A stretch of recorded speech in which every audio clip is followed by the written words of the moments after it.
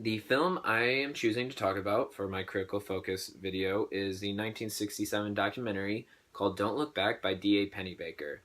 This documentary follows Bob Dylan in 1965 across his European tour, and it is shot in the style of cinema verite, which is also known as observational cinema or fly on the wall cinema.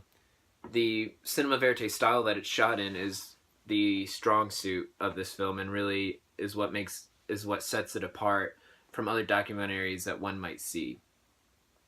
All throughout this entire film, Bob Dylan, nor his manager, nor his groupies, nor his fans, nor anyone that is shot in this film looks into the camera and acknowledges that they're being filmed, which really adds to the fly on the wall observational element of cinema verite.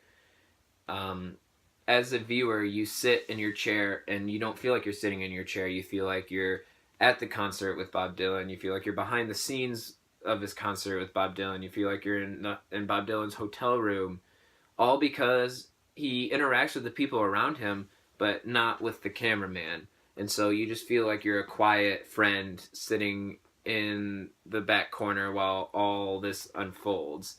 And one instance that really showcases the strength of Don't Look Back's use of cinema verite is this one scene, and it takes place after Bob Dylan and his group of close friends that he travels with come home after a show, and they had to, after the show, obviously escape a screaming group of fans, and one of the people in Bob Dylan's crew threw a glass bottle at this group of people in order for them to, get their distance away from him, so Bob Dylan, can get to his destination safe and sound without being bombarded by screaming fans. And once they reach their safe haven, meaning Bob Dylan and his friends, Bob Dylan's pissed. Like, he is not happy that someone he knew threw a bottle at his fans, and he doesn't know who threw it. And you see Bob Dylan swearing, dropping f-bombs, dropping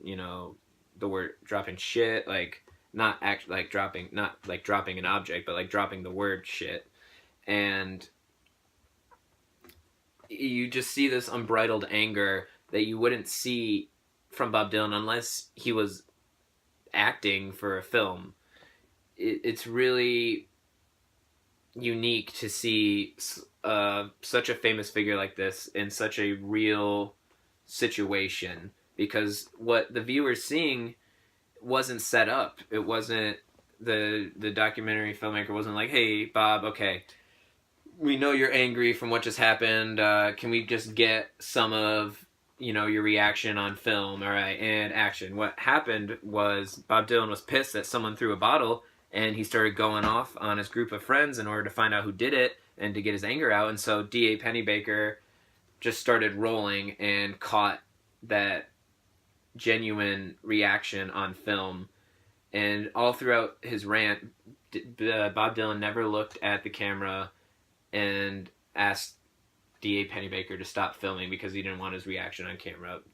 Bob Dylan was just completely oblivious that there was a camera there, and which is basically the entire film. The whole group of individuals within this film are completely oblivious that the camera's there, which in the end creates a film where the viewer truly feels like a fly on the wall.